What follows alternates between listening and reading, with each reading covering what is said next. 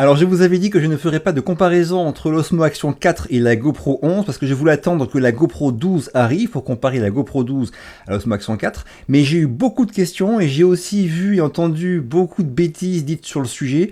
Aujourd'hui on parle de ça, ces deux caméras sont deux excellentes caméras d'action, il y a des points qui sont en faveur clairement de la GoPro 11, je vous dirai lesquels, d'autres qui sont en faveur de l'Osmo Action 4, je vous dirai aussi lesquels, et on parlera bien sûr de la qualité de l'image, je vous montrerai preuve à l'appui à l'image mes nombreux tests, pourquoi je pense clairement aujourd'hui que l'Osmo Action 4 est meilleur que la GoPro 11 au niveau qualité de l'image, quel que soit le contexte. On y va. Premier point, si vous voulez aujourd'hui une caméra d'action qui a un GPS embarqué pour incruster par exemple une vitesse ou une carte sur votre vidéo finale, ce n'est possible aujourd'hui d'office comme ça qu'avec la GoPro 11. La GoPro 11 est la seule qui a un GPS embarqué.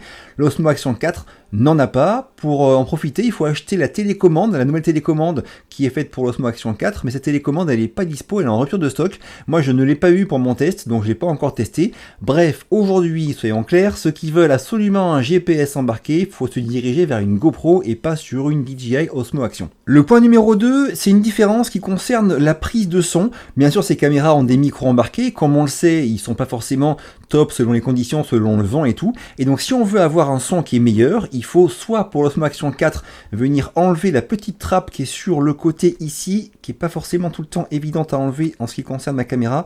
Peut-être que c'est parce que je l'ai pas rincé assez souvent après l'eau de mer. Donc il faut enlever vraiment complètement la trappe et venir brancher ici soit un DJI mic, soit un micro sans fil ou autre qui a une prise USB-C. Ce n'est que comme ça que sur l'Osmo Action 4 on pourra brancher un micro externe. Ça marche très bien, il faut faire gaffe à pas perdre la petite trappe. Par contre c'est pas forcément hyper pratique d'avoir une grosse extension sur le côté, du coup ça peut un peu se prendre dans des choses. Bref, c'est un truc qui marche très très bien mais qui est pas forcément aussi pratique que le Media Mode qui est dispo sur GoPro. Oui, il coûte 89 € je crois ce Media Mode, mais ça permet d'avoir non seulement un micro directionnel intégré sur le Media Mode, qui est de bien meilleure qualité pour la prise de son, que ce soit en vlog ou en paysage, que les micros internes de la caméra, et en plus on pourra venir brancher sur le Media Mode différentes choses, comme par exemple un micro cravate avec un mini jack, ou aussi une prise micro HDMI pour aller sur une télé par exemple, ce qui n'est pas possible avec le micro HDMI sur l'Osmo Action 4. Bref, c'est aussi un point qu'il faut bien avoir en tête, ce Media Mode de la GoPro peut être un avantage pour vous selon vos besoins et votre utilisation de la caméra d'action. Troisième point, mais la GoPro c'est vrai qu'elle a des modes que n'a pas l'Osmo Action 4, par exemple tous les modes de nuit, comme le light painting, tout ça, les feux de véhicule et tout, ça peut être sympa, ce capteur quasiment carré qui permet de filmer comme ça, puis après d'extraire une vidéo en 9/16 ou en 7/9, il y a des ralentis aussi qui sont supérieurs à ceux de l'Osmo Action 4, comme le 2,7K 240 qui n'est pas dispo sur l'Osmo Action 4. Bref, c'est vrai qu'il y a des modes que la GoPro 11 a et que n'a pas l'Osmo Action 4. Alors après, bien sûr, il y a aussi plein de choses dont je ne parlerai pas aujourd'hui en détail, mais dont j'ai parlé dans mes différents tests de ces caméras, comme par exemple la profondeur, la Osmo Action 4 peut aller jusqu'à 18 mètres sans boîtier étanche contre les 11 mètres de la GoPro, l'écran en façade qui est tactile aussi sur l'Osmo Action 4 qui ne l'est pas sur la GoPro 11. D'ailleurs, ce tactile et l'affichage, même l'affichage de l'écran en façade sur l'Osmo Action 4, il ne marche pas pour les très hautes fréquences d'image. En 4K 120, ça ne marche pas, on n'a pas d'affichage avant, et en Full HD 240 non plus, sinon pour tout le reste, ça marche. Il y a aussi bien sûr le système de montage en dessous avec aimant qui selon moi est le meilleur du marché chez DJI. Insta360, ils ont aussi un petit peu le même sur la nouvelle Go 3. Ça c'est un truc qui est très pratique et dont GoPro ferait bien de s'inspirer selon moi. Voilà, il y a des petites différences matérielles, mais ça j'en ai parlé dans mes différents tests de ces caméras. Alors maintenant on passe sur le gros dossier de la qualité de l'image, parce que j'ai vu beaucoup de choses sur YouTube avec lesquelles je ne suis pas du tout d'accord. On parle de ça maintenant et je vous dis et je vous montre pourquoi, selon moi, l'Osmo Action 4 est bien au-dessus de la GoPro 11 dans toutes les circonstances. Pour ceux qui ont acheté une GoPro 11 récemment, mon avis sur la GoPro 11 ne change pas, c'est une excellente caméra d'action, elle fait une super image, il n'y a pas photo, mais forcément tout évolue, les choses s'améliorent et les marques essaient de faire de mieux en mieux, et l'Osmo Action 4 aujourd'hui, elle apporte des choses que n'a pas la GoPro 11, et on commence par ça tout de suite. Un premier point qui est super important, c'est que j'ai vu beaucoup de gens dire que l'image de l'Osmo Action 4 est plus sombre que celle de la GoPro 11. Mais vous savez quoi ? C'est vrai, C'est vrai, il y a une raison très simple, c'est que la GoPro 11 et GoPro en général surexposent leur image. Quand il y a différentes réunions de GoPro avec ces différents ambassadeurs, l'un des premiers trucs qu'ils leur disent, c'est de baisser les EV là à moins 0,5. C'est comme ça qu'une GoPro marche le mieux, on va dire, quand on laisse en automatique et qu'on baisse les EV à moins 0,5 pour ne pas surexposer les zones qui sont très lumineuses. Voilà, c'est comme ça. Et à l'inverse, l'Osmo Action 4, c'est vrai qu'elle est légèrement sous-exposée, ce qui est selon moi un très très bon choix, car quand on surexpose une zone, quand on la crame en fait, eh ben on perd des informations. Et sous-exposer légèrement permet de garder des informations dans les zones très lumineuses, tout en conservant dans les basses, parce que la Osmo Action 4 a un capteur qui est plus grand. Ce capteur de l'Osmo Action 4 qui fait 1 sur 1,3 pouces, donc bien plus grand que celui de la GoPro 11 avec ses 1 sur 1,9 pouces, si on prend en considération aussi le nombre de pixels de ces caméras, on trouve que les pixels ou les photosites de la Osmo Action 4 sont plus gros que ceux de la GoPro 11. Ça c'est un point, on va dire, matériel, c'est un fait, mais pour autant des fois on sait que le logiciel derrière fait apparaître des choses qui sont des fois surprenantes, on parle aussi de ça maintenant. Alors je vous mets là à l'image une scène contrastée en lumière, je mets à droite la GoPro 11 et à gauche l'Osmo Action 4. Les caméras sont automatiques complets, hein. Les EV sont à 0, je laisse faire l'expo comme elles veulent, l'expo est faite sur le ciel.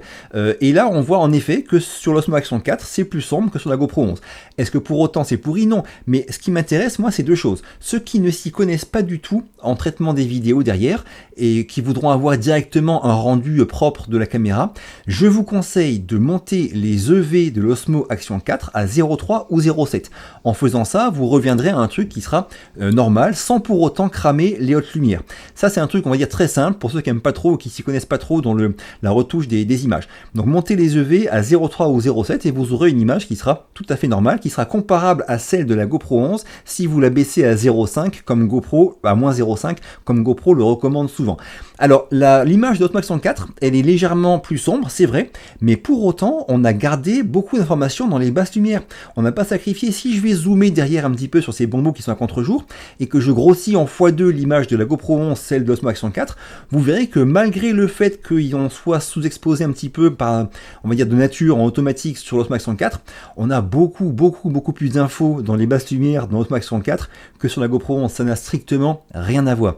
Maintenant, on va jouer le jeu jusqu'au bout. On va baisser les EV de la GoPro 11 à moins 0,5 pour garder un ciel mieux exposé, c'est ce que souvent beaucoup de gens font, et on va monter ceux de l'Osmo Action 4 à 0,3 puis à 0,7 pour voir un petit peu le rendu. Déjà là on voit très vite que là on revient sur des images qui sont comparables niveau luminosité, et là encore bien sûr quand on va zoomer au fond, on voit qu'il n'y a pas photo. L'image de la GoPro 11, il y a des amas de fouillis, on n'y voit rien du tout niveau détail, alors que sur l'Osmo Action 4, certes c'est une scène qui est compliquée, c'est pas parfait, c'est pas comme ce que ferait mon Canon EOS R6 par exemple, mais pour autant on garde quand même du détail et c'est largement supérieur à ce que propose la GoPro 11.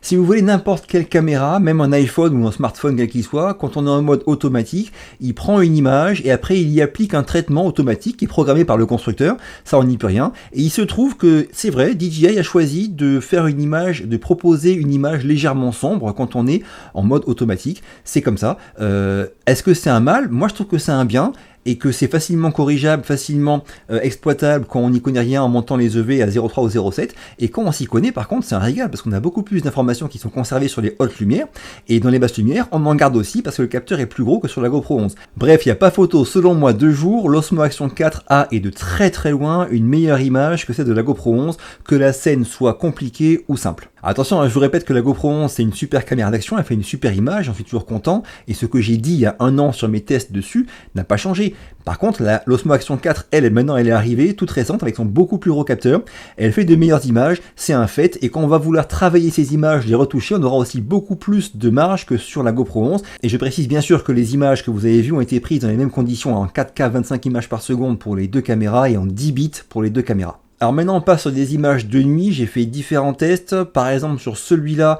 j'ai laissé tout en automatique, les deux caméras en automatique. Alors là il fait nuit, il met ça en vide avec des lampadaires, la GoPro 11 elle est en tout automatique, j'ai pas bloqué les ISO au max. 4K25 Super View, la Osmo Action 4 pareil, tout automatique, j'ai rien bloqué au niveau des ISO, elle fait vraiment ce qu'elle veut la caméra. 4K25 avec le FOV ultra large, les deux ont une stabilisation, le Real Steady et la stab, alors pas le boost sur GoPro, mais la stabilisation on va dire normale quoi. Et on verra un petit peu comment se comportent les images de ces deux caméras dans ce contexte nocturne mais quand même éclairé correctement.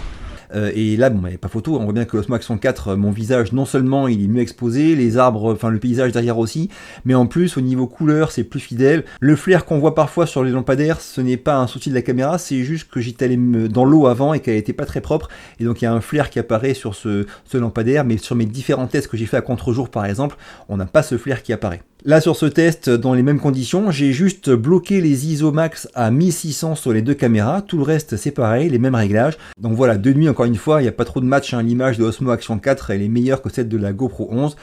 Voilà, c'est une évidence hein, quand on prend en compte la taille des pixels, la taille du capteur, tout ça, mais il fallait quand même que je vous le montre par A plus B, que ça se voit aussi à l'image. Encore deux petits points parce que j'ai eu beaucoup de questions à ce sujet-là. L'Osmo Action 4, il y a bien un traitement répulsif pour les gouttes d'eau sur la lentille, là, qui est le même style que celui qu'ont les GoPro, et il marche super bien. J'ai eu aucun souci de gouttes d'eau qui restent bloquées sur l'objectif dans mes différents sports nautiques, c'était un vrai régal, tout comme ce que fait la GoPro 11.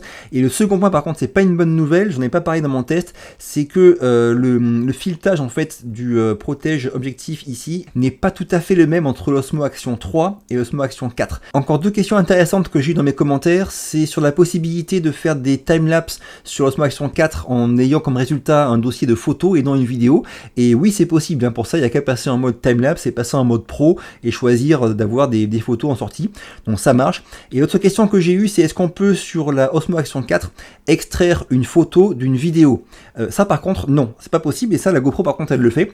Donc quand on filme une vidéo avec la GoPro, on peut après extraire avec l'application une photo en 27 millions de pixels je crois. C'est une fonction qui est assez sympa hein, et ça c'est impossible sur Osmo Action 4. Alors moi je le fais avec DaVinci Resolve, mais si vous faites juste une capture d'écran de votre écran smartphone ou autre avec une partie de vidéo prise par l'Osmo Action 4, mais vous aurez juste une photo qui sera à la définition de votre résolution de l'écran en fait.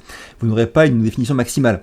Donc pour faire ça, il faut passer par un logiciel différent, donc peut-être que je ferai un tuto là-dessus, mais bon c'est un petit peu technique. En tout cas, cette possibilité de d'extraire une photo d'une vidéo avec une définition maximale n'est possible que sur GoPro et ce n'est pas possible automatiquement sur Osmo Action 4. Voilà, c'est fini pour aujourd'hui. Si la vidéo vous a plu ou été utile, vous savez quoi faire, dites-le moi en commentaire, un petit pouce bleu, pensez à la partager ou à vous abonner, ça m'aide beaucoup. Je vous quitte, à très vite pour notamment le test de la prochaine GoPro 12 qui va arriver d'ici pas longtemps.